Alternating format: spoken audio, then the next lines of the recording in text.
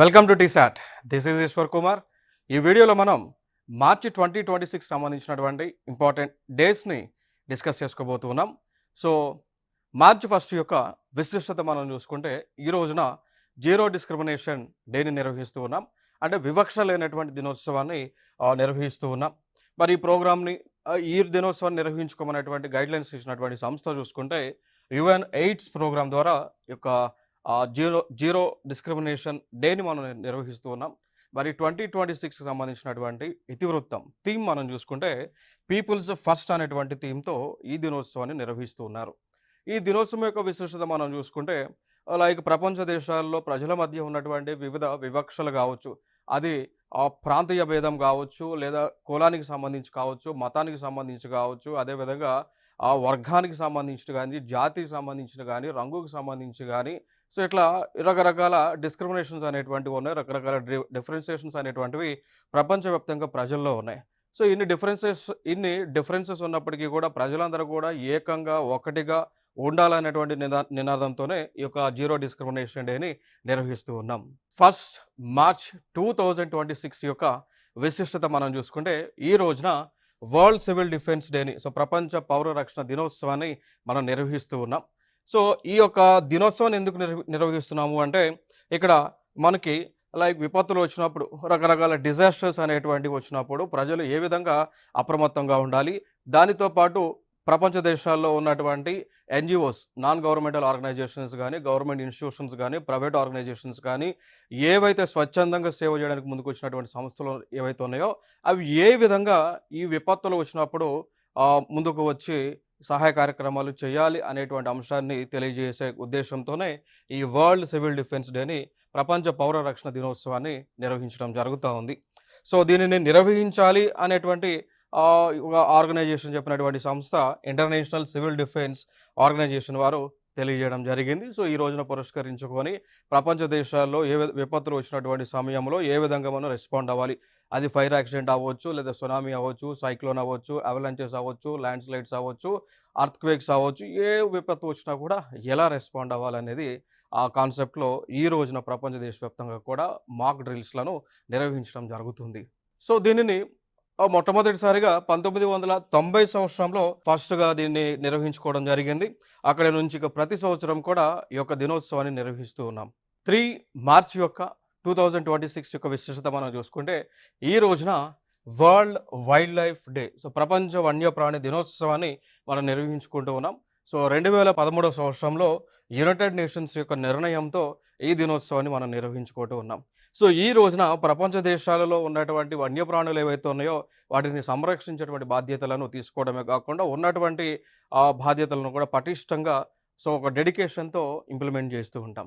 ఈ కోవలోనే ఈ యొక్క యానిమల్స్ని ప్రొటెక్ట్ చేయడానికి మన భారతదేశంలో కూడా కొన్ని చట్టాలను తీసుకురావడం జరిగింది. దాన్ని వైల్డ్ లైఫ్ ప్రొటెక్షన్ యాక్ట్ 1972ని తీసుకొచ్చారు. వన్యప్రాణుల సంరక్షణ చట్టం తీసుకొచ్చి దీని ద్వారా భారతదేశంలో ఉన్నటువంటి జీవులన్నింటినీ కూడా రక్షిస్తూ ఉన్నారు. ఈ కోవలోనే ప్రాజెక్ట్ టైగర్ అనేటువంటిది 1973లో లాంచ్ చేశారు. ప్రాజెక్ట్ ఎలిఫెంట్ అని 1992లో లాంచ్ చేశారు. ప్రాజెక్ట్ చీతా అని 2022 సంవత్సరంలో లాంచ్ చేయడం జరిగింది. అట్లా వివిధ ప్రాజెక్టులను లాంచ్ చేసి భారతదేశంలో ఉన్నటువంటి జీవులను రక్షిస్తూ ఉన్నారు. అదేవిధంగా ప్రపంచ దేశాల్లో ఉన్నటువంటి జీవులను కూడా రక్షించడం జరుగుతూ ఉంది. మార్చి 4 యొక్క విశిష్టత మనం చూసుకుంటే ఈ రోజున నేషనల్ సేఫ్టీ డే, జాతీయ భద్రత దినోత్సవాన్ని నిర్వహించుకోవడం జరుగుతూ ఉంది. సో నిర్వహించాలి అనేటువంటి చెప్పినటువంటి సంస్థ కూడా మనం చూసుకుంటే నేషనల్ సేఫ్టీ కౌన్సిల్. మరి ఎందుకు ఈ రోజునే నేషనల్ సేఫ్టీ డేని మనం నిర్వహిస్తున్నామంటే ఈ రోజున నేషనల్ సేఫ్టీ కౌన్సిల్ ఏర్పాటు అయినటువంటి సందర్భం 1966 సంవత్సరంలో ఏర్పాటు అవ్వడం జరిగింది.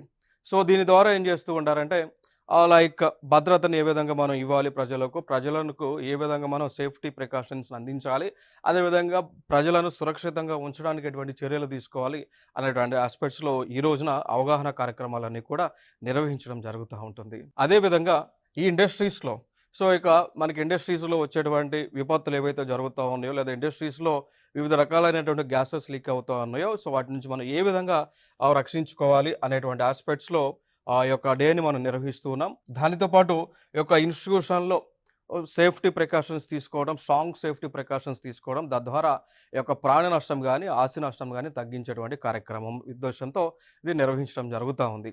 సో, ఇటీవల మనం చూసుకున్నట్లయితే భోపాల్ గ్యాస్ ట్రాజడీ అనేటువంటిది జరగడం జరిగింది. సో, భోపాల్ గ్యాస్ ట్రాజడీలో మిథైల్ ఐసోసైనేట్ అనేటువంటి ఒక ప్రాణాంతకమైనటువంటి, హానికరమైనటువంటి వాయువు విడుదలయ్యి కొన్ని వేల మంది మరణించడం జరిగింది. సో, ఈ దృష్ట్యా ఇక ఫర్దర్‌గా ఇప్పుడు కూడా ఇట్లాంటి అంశాలు జరగకుండా ఉండాలనేటువంటి ఉద్దేశ్యంతోనే ఈ నేషనల్ సేఫ్టీ డేని నిర్వహించుకుంటూ ఉన్నాం. 8th మార్చ్ యొక్క విశిష్టత మనం చూసుకుంటే, ఈ రోజున ఇంటర్నేషనల్ ఉమెన్ డేని నిర్వహించుకుంటూ ఉన్నాం. సో, అంతర్జాతీయ మహిళా దినోత్సవాన్ని మార్చ్ 8న నిర్వహించుకుంటూ ఉన్నాం. సో, దీనిని నిర్వహించాలనేటువంటి ప్రపోజల్ తీసుకొచ్చింది యునైటెడ్ నేషన్స్ వాళ్ళు తీసుకొచ్చారు. సో, 1975లో సో, ఆ సంవత్సరం నుంచి కూడా సో, మనము ఈ యొక్క ఇంటర్నేషనల్ ఉమెన్ డేని నిర్వహించుకుంటూ ఉన్నాం. దానితో పాటు 1975 అనేటువంటి సంవత్సరాన్ని ఇంటర్నేషనల్ ఉమెన్స్ ఇయర్‌గా కూడా అంతర్జాతీయ సంస్థ అయినటువంటి యునైటెడ్ నేషన్స్ వారు ప్రపోజ్ చేయడం జరిగింది. సో, ఆ కోవలోనే ఇక ప్రతి సంవత్సరం కూడా అంతర్జాతీయ మహిళా దినోత్సవాన్ని నిర్వహించుకుంటూ ఉంటాం. దీనిలో భాగంగా మనము ఈ యొక్క ఉమెన్‌కి సంబంధించి, ఉమెన్ ఎంపవర్‌మెంట్‌కి సంబంధించి, మహిళా సాధికారతకు సంబంధించి అనేక కార్యక్రమాలను అమలు చేస్తూ ఉంటాం. మహిళల యొక్క రక్షణ కోసం తీసుకోవాల్సినటువంటి చర్యలను తీసుకుంటూ ఉంటాం. ఈ కోవలోనే భారత రాజ్యాంగంలో కూడా మహిళల యొక్క అభ్యున్నతి కోసం, మహిళల యొక్క సమానత్వం కోసం ఆర్టికల్ 14 గానీ, 15 గానీ, 16 లాంటి అంశాలను ఇండియన్ కాన్స్టిట్యూషన్‌లో పొందుపరచడం జరిగింది. దానితో పాటు 73వ రాజ్యాంగ సవరణ, 74వ రాజ్యాంగ సవరణ చేసి ఈ యొక్క స్థానిక సంస్థల్లో అంటే లోకల్ సెల్ఫ్ గవర్నమెంట్‌లో కూడా మహిళలకు 33% రిజర్వేషన్‌లని ఇవ్వటం జరుగుతూ ఉంది. ఇక దానితో పాటు ఇటీవల 106వ రాజ్యాంగ సవరణ చేసి భారత రాజ్యాంగంలో 106 కాన్స్టిట్యూషనల్ అమెండ్మెంట్ యాక్ట్ చేసి నారీ శక్తి అనేటువంటి ఒక చట్టాన్ని తీసుకొచ్చారు. తద్వారా ఈ చట్టము ద్వారా మహిళలకు భారతదేశంలో జరిగేటువంటి ఎన్నికలలో అది ఎంపీకి కావచ్చు, ఎమ్మెల్యే కావచ్చు, ఢిల్లీ ఎలక్షన్స్ కావచ్చు, వీటిలో మహిళలకు 33% రిజర్వేషన్లను ఇచ్చేటువంటి కార్యక్రమాన్ని కూడా చేయడం జరిగింది ఈ యొక్క 106 కాన్స్టిట్యూషనల్ అమెండ్మెంట్ యాక్ట్ ద్వారా.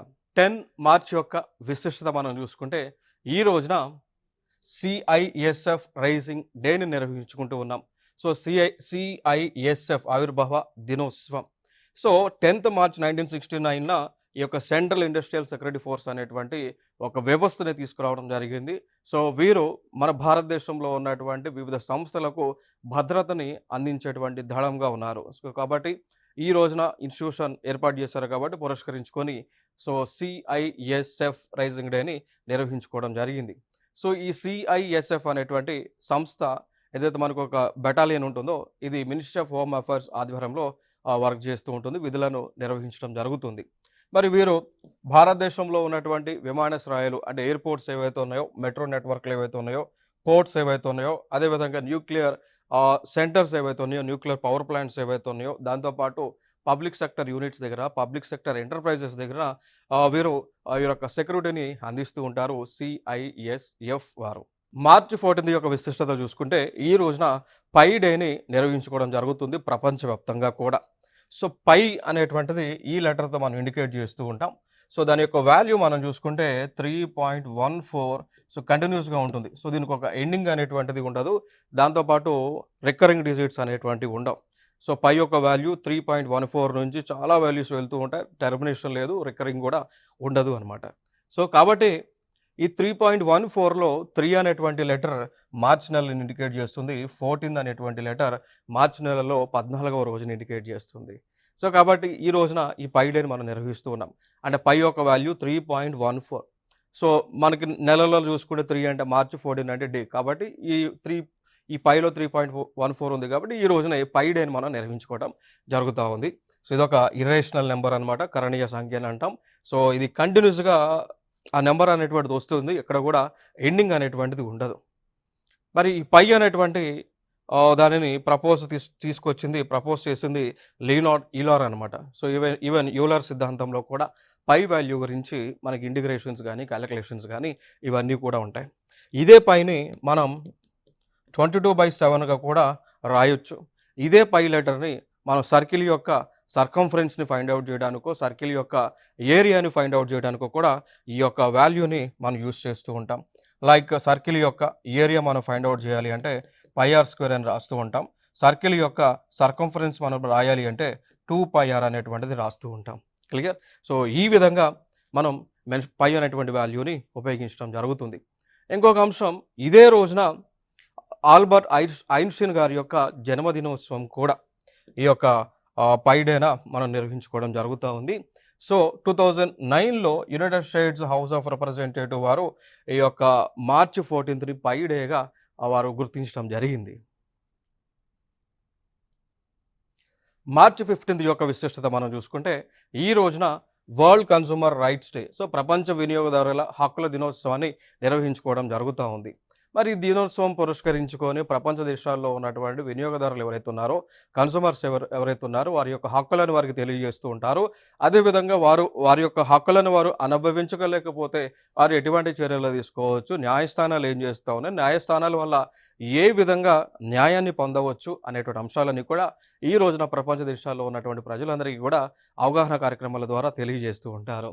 సో దీనిని 1962లో అమెరికా అధ్యక్షుడైనటువంటి జాన్ ఎఫ్ కెనడీ వీరు 1962లో స్పీచ్ ఇచ్చారు, ప్రసంగం చేశారు. ఆ ప్రసంగంలో ఈ యొక్క వరల్డ్ కన్స్యూమర్ రైట్స్ గురించి ఆయన మాట్లాడటం జరిగింది. కాబట్టి దాన్ని పురస్కరించుకొని మనము ఈ యొక్క మార్చి 15న వరల్డ్ కన్స్యూమర్ రైట్స్ డేని నిర్వహించుకోవడం జరిగింది. మరి ఈ కోవాలో భారతదేశంలో ఉన్నటువంటి వినియోగదారులు ఎవరైతే ఉన్నారో, కన్స్యూమర్స్ ఎవరైతే ఉన్నారో, కస్టమర్స్ ఎవరైతే ఉన్నారో వారి యొక్క హక్కులను ప్రొటెక్ట్ చేయడానికి భారతదేశం కూడా ఒక చట్టం తీసుకువచ్చింది. దాన్ని కన్స్యూమర్ ప్రొటెక్షన్ యాక్ట్ 2019గా మనం చెప్పవచ్చు. దానితో పాటు సెంట్రల్ కన్స్యూమర్ ప్రొటెక్షన్ అథారిటీని CCPAని కూడా ఏర్పాటు చేయడం జరిగింది. సో ఏ వ్యక్తులైనా కూడా, భారతదేశంలో ఉన్నటువంటి వ్యక్తులు ఎవరైనా కూడా మీకు అన్యాయం జరిగింది అంటే మీరు ఈ యొక్క అథారిటీని మీరు అప్రోచ్ అవ్వచ్చు. తద్వారా వీరు మీకు న్యాయం అనేటువంటిది చేస్తూ ఉంటారు. ఇక దానితో పాటు దీనిలో మనకి హక్కులకు సంబంధించి, వినియోగదారుల హక్కులకు సంబంధించి ఒక 6 ప్రాథమిక హక్కులు ఉన్నాయి. ఒకటి భద్రత హక్కు అని అంటాం, సమాచార హక్కు, ఎంచుకునే హక్కు, వినికిడి హక్కు, పరిష్కారం పొందే హక్కు, వినియోగదారుల విద్య హక్కు అనేటువంటి ఒక 6 హక్కులను ఈ చట్టంలో పొందుపరచడం జరిగింది. దానిలో భాగంగా కూడా మనకు ఒక ట్యాగ్ లైన్తో జాగో గ్రాహక్ జాగో అనేటువంటి నినాదంతో కూడా ప్రభుత్వం మనందరికీ కూడా కన్స్యూమర్స్కి సంబంధించి వారి యొక్క హక్కులను తెలియజేస్తుంది. ఎప్పుడైనా కూడా మీ హక్కులను పొందలేదు అనుకుంటే కూడా నేషనల్ కన్స్యూమర్ హెల్ప్ లైన్కి వెంటనే కంప్లైంట్ చేయవచ్చు. ఆ కన్స్యూమర్ కంప్లైంట్ నెంబర్ కూడా ఇక్కడ మెన్షన్ చేయడం జరిగింది. 14404 అనే టోల్ ఫ్రీ నెంబర్, అదేవిధంగా 1800111400 అనేటువంటి నెంబర్స్ని ఇవ్వడం జరిగింది. 16 మార్చి యొక్క విశిష్టత మనం చూసుకుంటే ఈ రోజున నేషనల్ వ్యాక్సినేషన్ డేని, సో జాతీయ టీకా దినోత్సవాన్ని నిర్వహించుకోవడం జరుగుతూ ఉంది.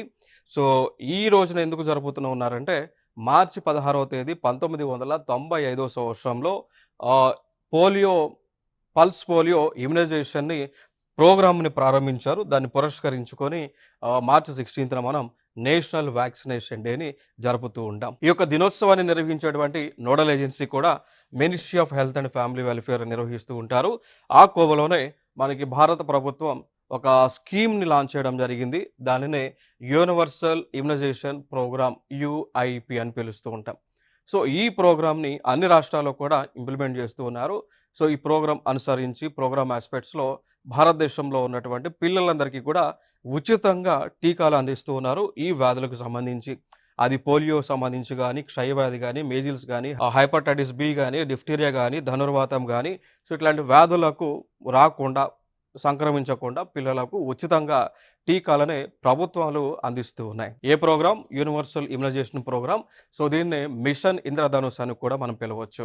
మార్చి 20 యొక్క విశిష్టత మనం చూసుకుంటే ఈ రోజున ఇంటర్నేషనల్ డే ఆఫ్ హ్యాపీనెస్ని, సో అంతర్జాతీయ ఆనంద దినోత్సవాన్ని నిర్వహించుకుంటూ ఉన్నాం.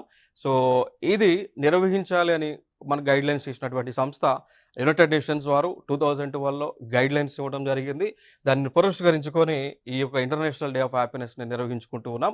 ఈ సందర్భంగా వరల్డ్ హ్యాపీనెస్ రిపోర్ట్ను కూడా విడుదల చేస్తూ ఉంటారు. వరల్డ్ హ్యాపీనెస్ రిపోర్ట్ విడుదల చేసేటువంటి సంస్థ ఏది అన్నప్పుడు ఐక్యరాజ్య సమితిలో ఉన్నటువంటి ఐక్యరాజ్య సమితి యొక్క సస్టైనబుల్ డెవలప్మెంట్ సొల్యూషన్స్ నెట్వర్క్ ఏదైతే ఉందో, సో వీరు ఈ రిపోర్ట్ని జారీ చేస్తూ ఉంటారు. మరి ఈ రిపోర్ట్ అనుసరించి, ఇటీవల విడుదల చేసినటువంటి రిపోర్ట్ అనుసరించి దీనిలో భారతదేశం యొక్క ర్యాంక్ ఎంత ఉంది అంటే 147కి భారతదేశం యొక్క ర్యాంక్ వచ్చేసి 118గా ఉంది. మరి ఈ రిపోర్ట్‌లో వరల్డ్ హ్యాపీనెస్ రిపోర్ట్‌లో ఫస్ట్ ప్లేస్‌లో ఉన్నటువంటి దేశం ఏది అంటే ఫిన్లాండ్. సో గత 8 సంవత్సరాల నుంచి కూడా ఈ వరల్డ్ హ్యాపీనెస్ రిపోర్ట్‌లో ఫిన్లాండ్ అనేటువంటి దేశం ముందు ప్లేస్‌లోనే ఉంటుంది. ఫస్ట్ ప్లేస్‌లోనే ఉంటుంది. లైక్ ఫిన్లాండ్ గుర్తుపెట్టుకోవడానికి కూడా ఈజీ. ఫిన్లాండ్ దాన్ని ఫైన్‌లాండ్‌గా చెప్పుకోండి. సో ఫైన్ అంటాం. సో ఫైన్ అని ఎప్పుడు అంటాం? ఆల్వేస్ ఎప్పుడైతే హ్యాపీగా ఉంటామో ఫైన్ అని చెప్తూ ఉంటాం. So fine nothing but Finland. అట్లా గుర్తుపెట్టుకోవచ్చు. సో ఫస్ట్ ప్లేస్‌లో ఉంటుంది. ఇక నెక్స్ట్ సెకండ్ ప్లేస్‌లో డెన్మార్క్, ఐస్లాండ్, స్వీడన్, నెదర్లాండ్ దేశాలు ఉన్నాయి. అండ్ లీస్ట్ పొజిషన్‌లో చూసుకుంటే ఆఫ్ఘనిస్తాన్ ఉంది. 147 ర్యాంక్‌తో లీస్ట్ హ్యాపీ కంట్రీగా ఉంది. ఈ యొక్క ఇంపార్టెంట్ అంశాలు ఇవి. మార్చి 21 యొక్క విశిష్టత మనం చూసుకుంటే ఈ రోజున ఇంటర్నేషనల్ డే ఆఫ్ ఫారెస్ట్ అంతర్జాతీయ అటవీ దినోత్సవాన్ని నిర్వహించుకుంటూ ఉన్నాం. సో దీనిని నిర్వహించాలి అనేటువంటి ప్రపోజల్ చేసినటువంటి సంస్థ చూసుకుంటే యునైటెడ్ నేషన్‌లో ఉన్న జనరల్ అసెంబ్లీ వారు 2012లో ప్రపోజ్ చేయడం జరిగింది. కాబట్టి అంతర్జాతీయ అటవీ దినోత్సవాన్ని నిర్వహించుకుంటూ ఉన్నాం. ఈ రోజున ప్రపంచ దేశాలన్నీ కూడా అడవులను రక్షించాల్సినటువంటి ప్రాధాన్యత ఏముంది? అటవుల యొక్క పర్సెంటేజ్‌ని పెంచాల్సినటువంటి ఆవశ్యకత ఏముంది? అఫారెస్టేషన్ చెట్లను ఎందుకు నాటాలి? వన మహోత్సవం లాంటి ప్రోగ్రామ్‌లను ఎందుకు లాంచ్ చేయాలనేటువంటి ఆస్పెక్ట్స్‌లో ప్రపంచ దేశాలన్నిటికీ కూడా ఈ రోజున అవేర్‌నెస్ క్యాంప్స్ ద్వారా తెలియజేస్తూ ఉంటారు. దాంతో పాటు ప్రపంచ దేశాలన్నీ కూడా ఈ రోజున మొక్కలు నాటేటువంటి కార్యక్రమాలు కూడా చేస్తూ ఉంటారు. That is important aspects. మరి ఇండియాలో ఉన్నటువంటి అడవులను సంరక్షించడానికి భారత ప్రభుత్వం కూడా భారత అటవీ చట్టం 1927 తీసుకొచ్చారు. అండ్ అటవీ సంరక్షణ చట్టం దీన్ని ఫారెస్ట్ కన్జర్వేషన్ యాక్ట్ అని అంటాం. 1980లో తీసుకొచ్చారు. తర్వాత పరిహార అటవీ నిధి చట్టం 2016లో తీసుకురావడం జరిగింది. సో ఈ చట్టాలను అనుసరించి భారతదేశంలో ఉన్నటువంటి అటవీ విస్తీర్ణము పెంచేటువంటి ఆస్పెక్ట్స్‌లో ఆలోచన చేస్తూ ఉన్నారు. సో ఈ కోవలో మరి వివిధ అంతర్జాతీయ సంస్థలు కావచ్చు, యునైటెడ్ నేషన్స్ కావచ్చు, నీతి ఆయోగ్ కావచ్చు, ఫైనాన్స్ కమిషన్స్ కావచ్చు, ఇట్లాంటి సంస్థలు కనీసము అటవీ విస్తీర్ణం ఎంత ఉండాలి అని టార్గెట్స్ పెట్టాయి అంటే అది 33% అనమాట.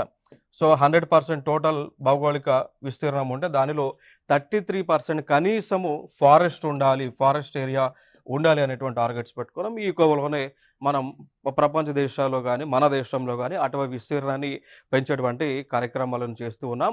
లైక్ వన మహోత్సవం లాంటి కార్యక్రమాలు గానీ, plant A sapling on the name of your mother అంటే మాకే నామ్ ఏక్ పేడ్ అనేటువంటి ఒక స్కీమ్స్‌ను కూడా లాంచ్ చేస్తూ ఉన్నాం. తెలంగాణలో చూసుకుంటే హరితహారం అనేటువంటి ప్రోగ్రామ్స్‌ని లాంచ్ చేయడం జరిగింది. దానితో పాటు అడవి విస్తీర్ణ పెంపు కోసం కూడా యునైటెడ్ నేషన్స్ సంబంధించి సస్టైనబుల్ డెవలప్మెంటల్ గోల్స్ 17 ఉంటాయి. ఆ 17 గోల్స్‌లో 13వ లక్ష్యం వచ్చేసి క్లైమేట్ యాక్షన్ సంబంధించి చెప్తా ఉంది. 15వ గోల్ వచ్చేసి భూమిపై జీవితం అంటే లైఫ్ ఆన్ ది ఎర్త్ అనేటువంటి ఆస్పెక్ట్స్‌లో గోల్స్ లక్ష్యాలు అనేటువంటివి సుస్థిర అభివృద్ధి లక్ష్యాలు అనేటువంటివి సపోర్ట్ చేస్తూ ఉన్నాయి. మార్చి 22 విశిష్టత మనం చూసుకుంటే ఈ రోజున వరల్డ్స్ వాటర్ డేని ప్రపంచ జల దినోత్సవాన్ని నిర్వహించుకోవడం జరుగుతూ ఉంది. 1992లో యునైటెడ్ నేషన్‌లో ఉన్నటువంటి జనరల్ అసెంబ్లీ ప్రపోజల్ మేరకు ఈ దినోత్సవాన్ని మనం నిర్వహించుకుంటూ ఉన్నాం. యునైటెడ్ నేషన్ ప్రపోజ్ చేసినటువంటి సుస్థిర అభివృద్ధి లక్ష్యాలు ఏవైతే 17 ఉన్నాయో 17లో 6వ లక్ష్యం వచ్చేసి పరిశుభ్రమైనటువంటి నీరు అదేవిధంగా శానిటేషన్ పరిశుద్ధ్యాన్ని ఇండికేట్ చేస్తుంది. ఆ ఆస్పెక్ట్స్‌లో కూడా మనము వాటర్‌ని ప్రొటెక్ట్ చేయాల్సి ఉంటుంది. మరి వాటర్ కన్జర్వేషన్ కోసం కూడా ప్రభుత్వాలు జల్ జీవన్ మిషన్ని ప్రారంభించి ప్రతి ఇంటికి కూడా ట్యాప్ కనెక్షన్ని అందిస్తూ ఉన్నారు. దానితో పాటు భూగర్భ జలాల పెంపు కోసం కూడా అటల్ భూజల్ యోజన అనేటువంటి ప్రోగ్రామ్ని లాంచ్ చేశారు. దానితో పాటు మన భారతదేశంలో ఉన్నటువంటి గంగా నది ప్రక్షాళన కోసం గంగా నదిని ప్రొటెక్ట్ చేయడానికి నమామి గంగా అనేటువంటి ప్రోగ్రామ్ని కూడా లాంచ్ చేశారు. అదేవిధంగా తెలంగాణ రాష్ట్రంలో మనం చూసుకుంటే తెలంగాణలో ఉన్నటువంటి మూసీ నది ఏదైతే ఉందో కృష్ణా నదికి ఏదైతే ఉపనదిగా ఉందో మూసీ అనేటువంటి నది ఏదైతే మనకి వికారాబాద్ జిల్లాలో జన్మించినటువంటి నది ఉందో దాని ప్రక్షాళన కోసం కూడా రాష్ట్ర ప్రభుత్వం ముందుకు వచ్చి మూసీ రివర్ ఫ్రంట్ డెవలప్మెంట్ అథారిటీని ఏర్పాటు చేసి మూసీ నది ప్రక్షాళన కోసం ఫండ్స్ని కూడా రిలీజ్ చేయడం జరిగింది. 23 మార్చి విశిష్టత మనం చూసుకుంటే ఈ రోజున వరల్డ్ మెటరాలజికల్ డే ప్రపంచ వాతావరణ దినోత్సవాన్ని మనం నిర్వహించుకుంటూ ఉన్నాం. ఎందుకు ఈ రోజున నిర్వహిస్తున్నాము అంటే దానికి గల కారణము 23 మార్చి 1950న వరల్డ్ మెటరాలజికల్ ఆర్గనైజేషన్ ప్రపంచ వాతావరణ సంస్థని ఏర్పాటు చేసుకోవడం జరిగింది.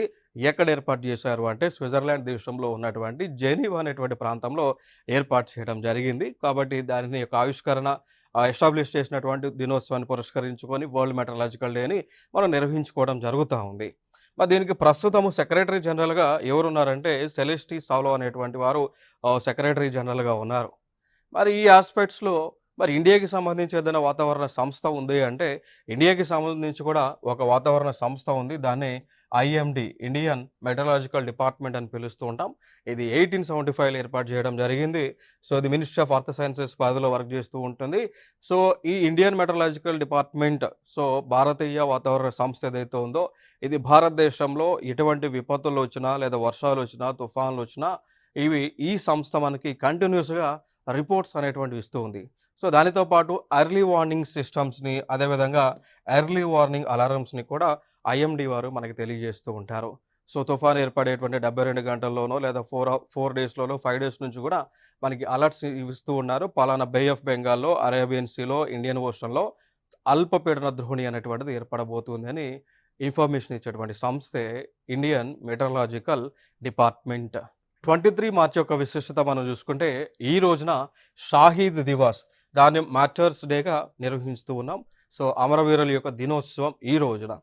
సో, కారణం ఏంటి అంటే, ఈ రోజున 23 మార్చ్ 1931లో బ్రిటిష్ వాళ్ళు ముగ్గురు భారతీయులను భగత్ సింగ్ గారిని అండ్ శివరాం రాజ్గురుని అండ్ 3 సుఖ్దేవ్ తప్పర్ గారిని ఈ రోజున లాహోర్లో ఉరి తీయటం జరిగింది. సో, కాబట్టి వారిని మనం గుర్తిస్తూ స్మరించుకుంటూ వారు చేసినటువంటి త్యాగానికి గుర్తుగా మనం ఈ రోజున యొక్క దినోత్సవాన్ని నిర్వహించుకొని వారిని మనం గుర్తిస్తూ ఉంటాం. అయితే వీరు ముగ్గురికి సంబంధించి పంజాబ్లో హుస్సేన్ వాలీ నేషనల్ మార్టర్స్ మెమోరియల్ని కూడా నిర్మించడం జరిగింది. సో, అక్కడ ఈ రోజున వారికి సంతాపం తెలియజేస్తూ ఉంటారు.